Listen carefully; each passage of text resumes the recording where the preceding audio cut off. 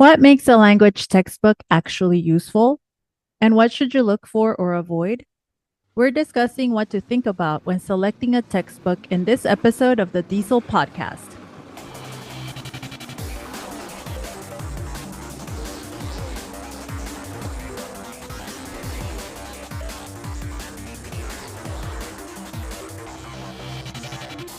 Welcome to the DIESOL podcast, where we focus on developing innovation in English as a second or other language. My name is Brent Warner, community college professor of ESL, and I'm here with the wonderful Ixchell Reyes, award-winning educator in innovation and professional development, specializing in teacher training with an EdTech focus. Ixchell, how are you?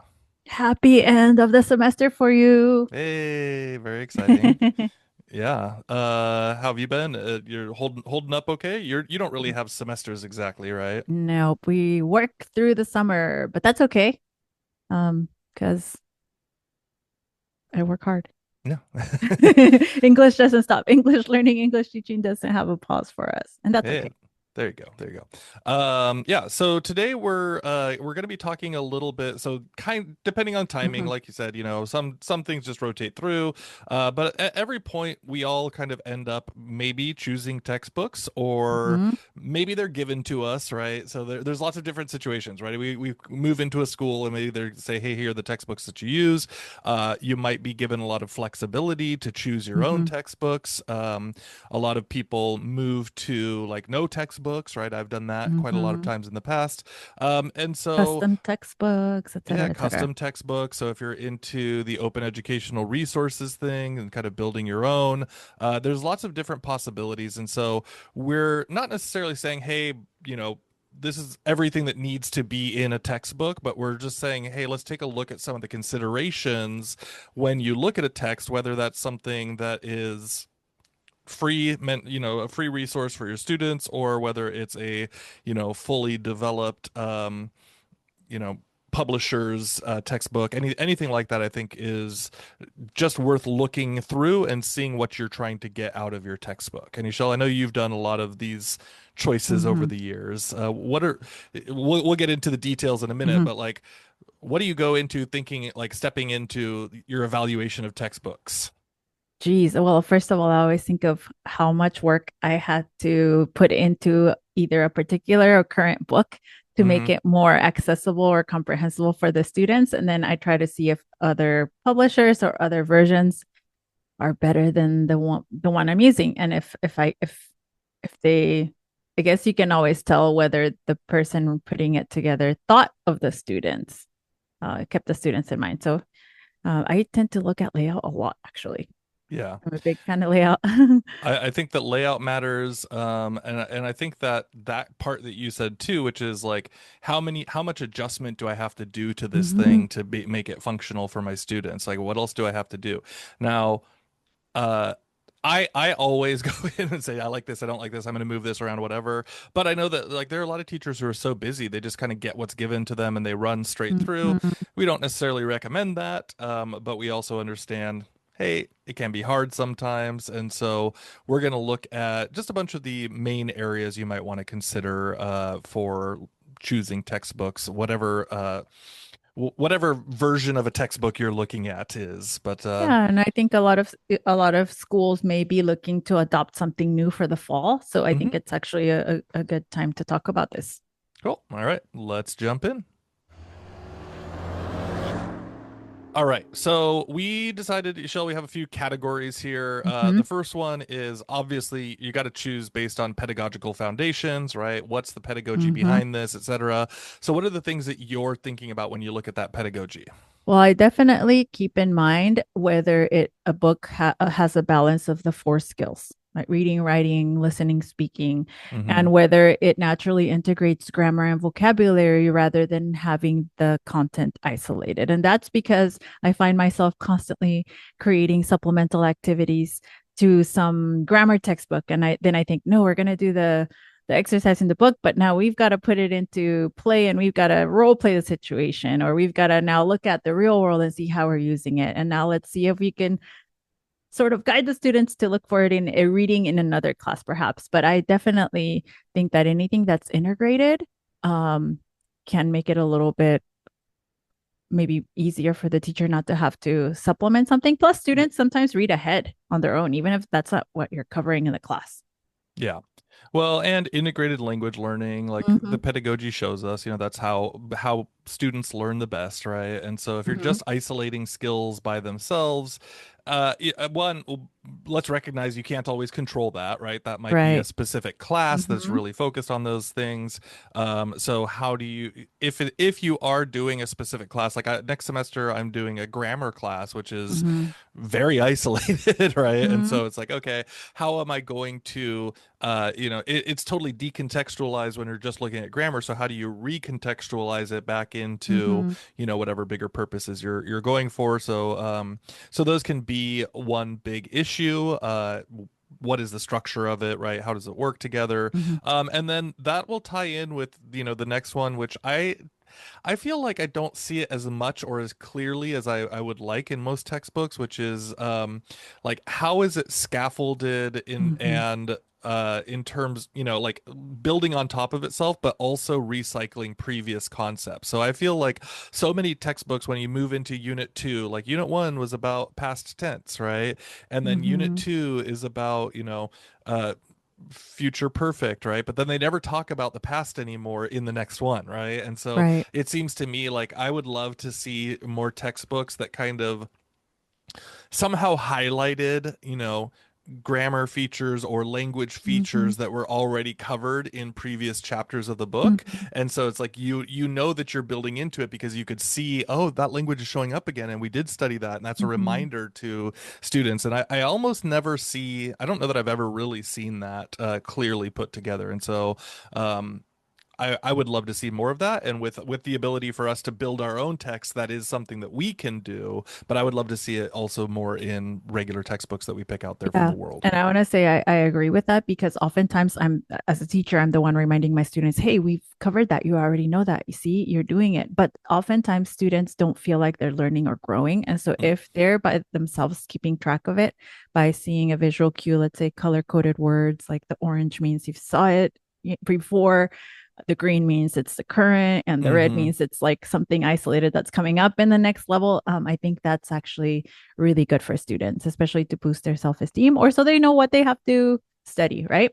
Yeah, yeah. Um, and that leads me to how much authentic materials, how much incorporation of authentic materials and real world tasks are within that book. Mm, Uh, these kind of tasks should be preparing students for actual language use beyond just the classroom. And again, I have to make my own activities. But if there's, a little box on the side that says real world experience, you could hmm have your students do this, try that, right? That would make it so much more easier than having to come up with one from scratch. And I take a look at my textbooks and if I've got a lot of notes on the side, that tells me that activity needed a lot of mm. supplemental material. Yeah, yeah. And so you can also look at it. I mean, I think we all have to do our customizations, but I like that idea that like when you go through and you take notes, you say, well, what's the where are they going to see this out in the real world, Mm-hmm. right? Mm-hmm.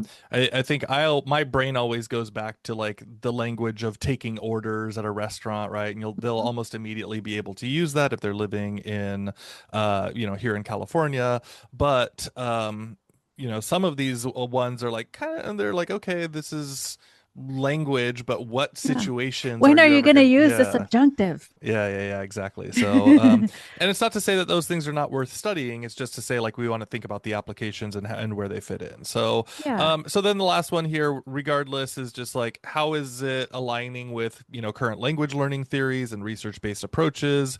You want to take a look at that and see. I think most major publishers will probably be pretty good about this. Mm-hmm. Smaller ones, maybe a little bit, less. I mean, if you're just ordering, for example, a lesson off of Teachers Pay Teachers, then you might not know if the pedagogy is scaffolded or, built in a way that aligns with modern understanding, right? And so some of these Right. things can change over time.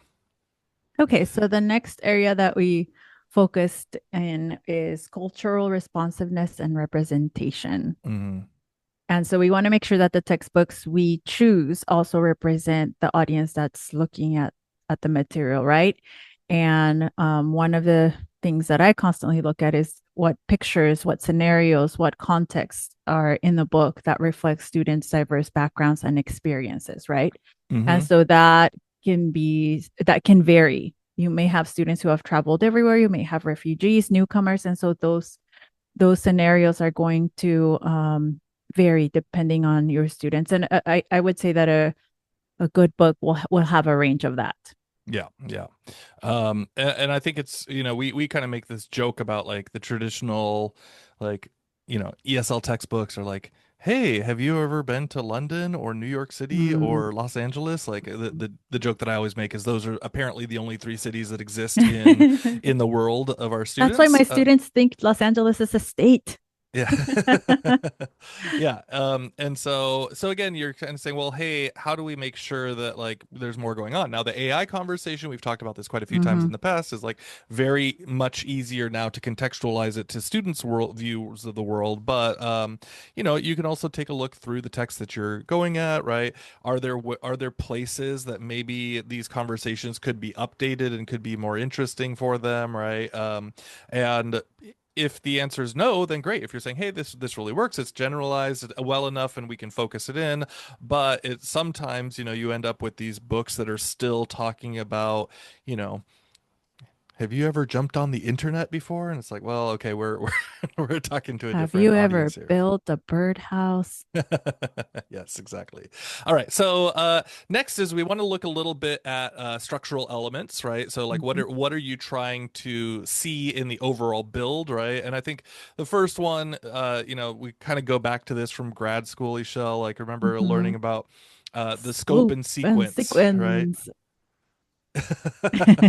Yeah, they were always like, okay, it's great. I mean, of course, and like a lot of us, if you're in curriculum building, then you continue to be familiar with this. But I think a lot of teachers end up kind of like, oh yeah, I studied that in school, and oh yeah, scope and sequence, right? You got to make sure that you know, like, hey, what's going on with things? What's the order of them? What's the overall intention of capturing everything, right? So, Mm-hmm. so are you considering that? And is it going to fit in with how your intention for the semester is, right? Mm-hmm. A lot of these textbooks, kind of push teachers into teaching in a way and a timing that maybe they wouldn't choose if they were just able to choose completely by themselves. But it feels like, okay, we have to move through the textbook in these ways, right? And so how do those align with with all of your build of the class, right? And that can be easy to forget, I think, over time. Is like, wait a second, the textbook doesn't control me, right? Mm-hmm. It's something that we're using to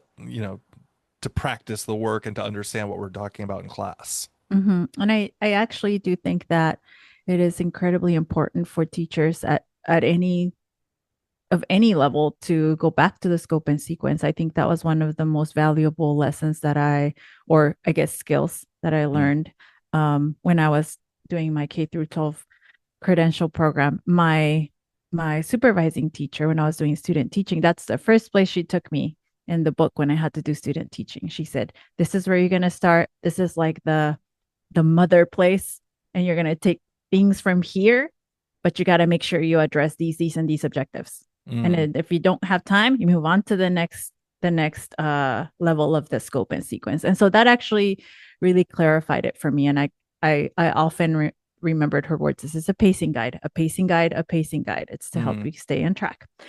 But along with that, a book that is visually appealing and accessible, has an accessible layout with clear instructions and intuitive navigation is really important, because mm, if it's messy for the teacher to navigate from appendix to the extra materials for printing or the index where things are, then it's just going to get messy and people aren't going to go in there through there. mm, And same for the students, right?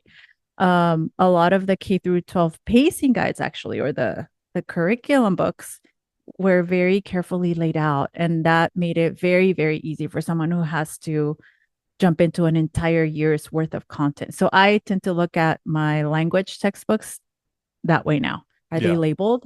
Are they color coded sometimes? Do they have icons here? Do they have, to clearly look for where a link might be? Is it labeled? Mm, And is it cluttered? I don't like to look at cluttered things. Does it invite the student to write in the book and take notes? Are there diagrams? Is there space for creativity? Because students like to doodle, and so I like that kind of stuff. Yeah, Has to be yeah. visually appealing. And I think so. Just thinking of, I still think that National Geographic, as far as like the major publishers, like they're so good looking. Like that when you Mm-hmm. go through those books, you know, Mm-hmm. if you're talking about traditional publishing books, it's like okay, those pictures make it appealing, right? They Mm-hmm. do a wonderful job in the Nat Geo learning of the visual layouts, all those things.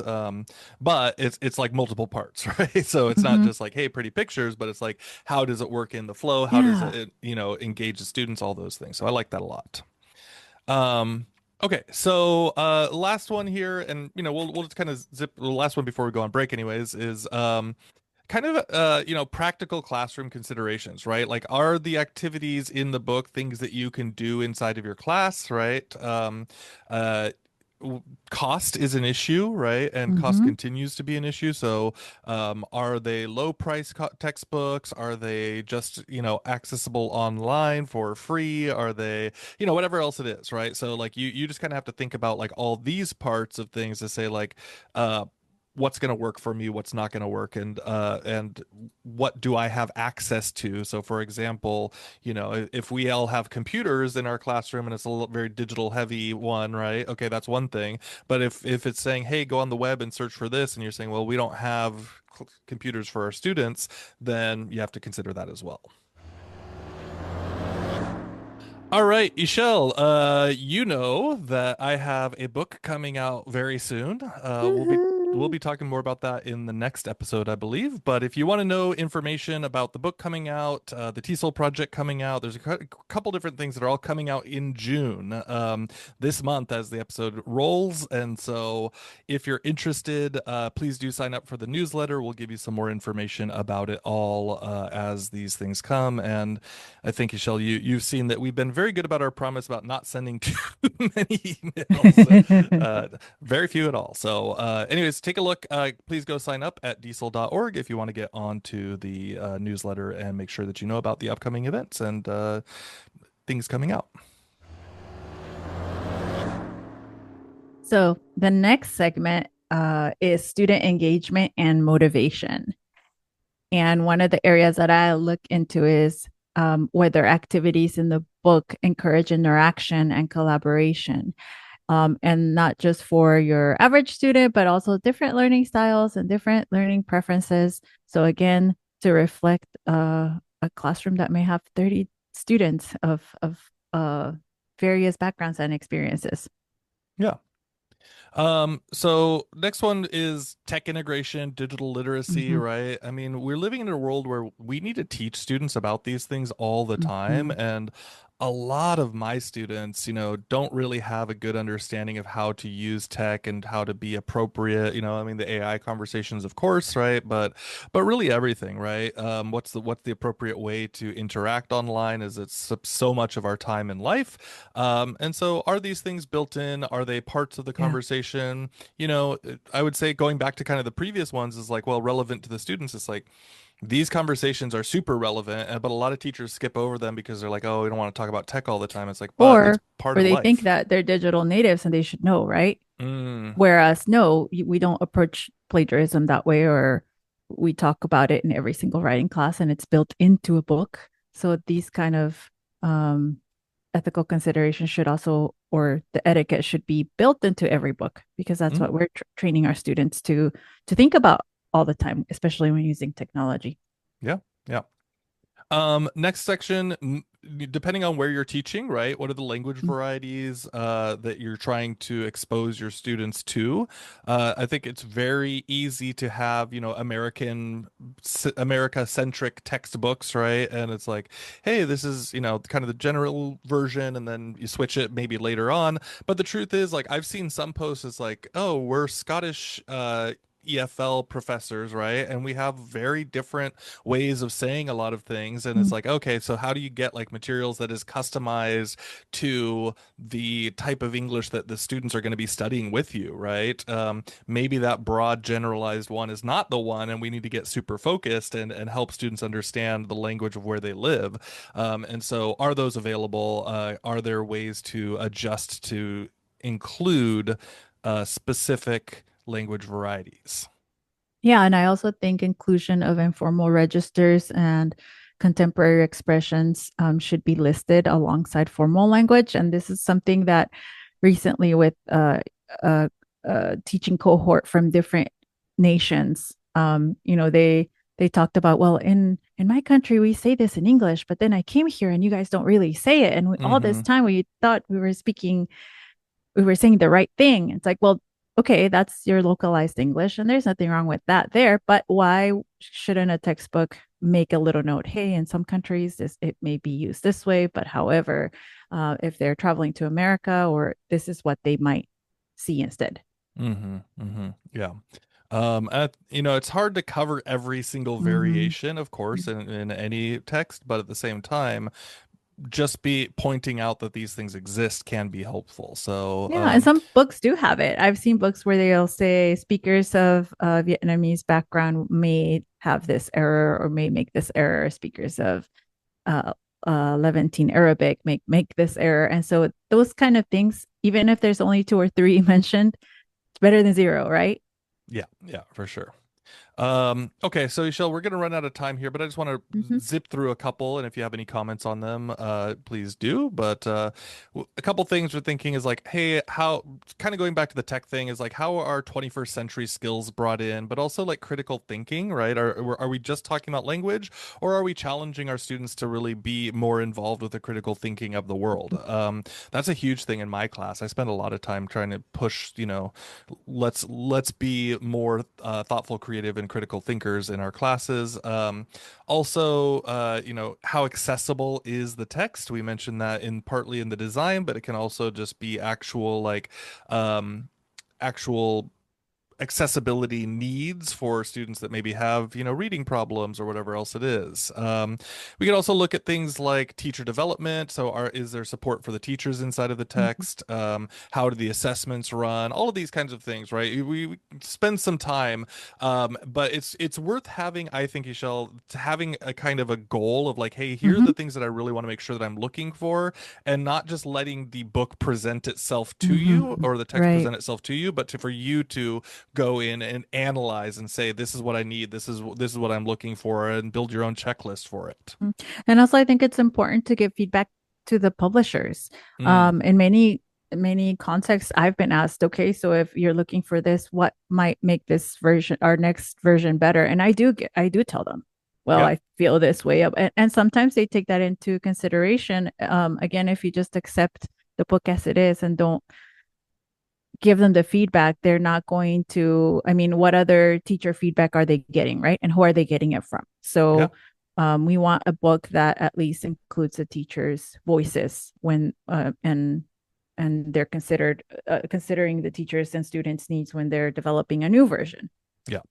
Well, and that too, like your sales rep has a direct door to, Mm-hmm. the update versions, right? And so a lot of times it feels like, oh, this company is so big, they don't really care. But it's like, no, it's like these, especially the ESL ones, they're fairly smaller than you might think, right? There's like your rep can go and talk directly to the publishers and to the editors and say like, hey, our teachers are talking about this. And it also is like a case, depending on how big your school is, you say, well, we might order books next time around, we might not. Mm-hmm. It needs to match our needs, and so you do have power with that as well, and just keep that in mind.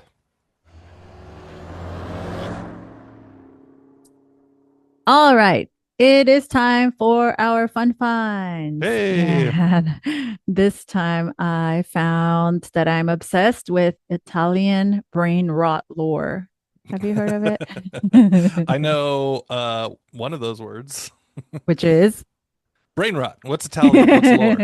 Um, oh, I thought you were gonna give me an example of Italian brain rot. well, you tell me. I'm just learning about this now Yeah, as so you're this as is you're sharing a links. recent meme, like a recent trend, likely on probably TikTok and Instagram. They're just these absurd, ironic photos and little short videos with AI generated cartoons, and they have these Italian names like Tralala and Ballerina Cappuccina, and they're just hilarious. And again, as the word suggests, brain rot. Mm, You feel like what the heck, and they're just uncanny. but they're hilarious. And so they bring me joy. And so we need as much joy as we can get We these do. days. Anywhere you can find it. But just look it up. Uh, Italian brain rot lore. You'll find it. Okay. All right. So mine's a little bit of music. The other night I went to a concert and I saw The Damned and The Adverts, both of which are very well, The Damned has a long, long history. Adverts were one of the original kind of British punk bands. Anyways, I had a great time at the Hmm. show. The Damned is I've been listening to The Damned since high school, but I've never seen them. So this is the first time I saw them. Great live show, really fun. The Adverts I didn't know really very much at all. They put on an amazing show too, really blew me away. So if you're just into What kind of hearing music? some of that older punk, yeah, Okay. Older punk. Yeah. You are yeah. such a cool person. I don't know about that, but it was a fun show, and they're just wrapping up their tour. So if you're listening right now, you might be able to check and see, but or maybe a next time around. But The Damned and The Adverts.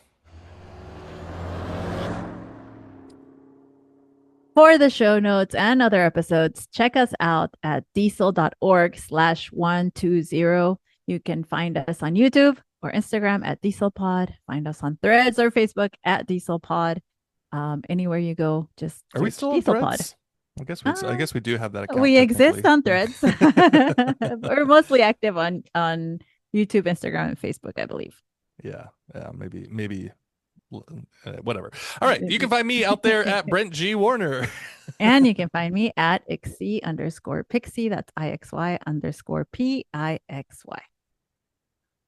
All right, that's it, everybody. Thank you so much, and we'll see you in a couple weeks. See you soon. Thank you for listening. Bye.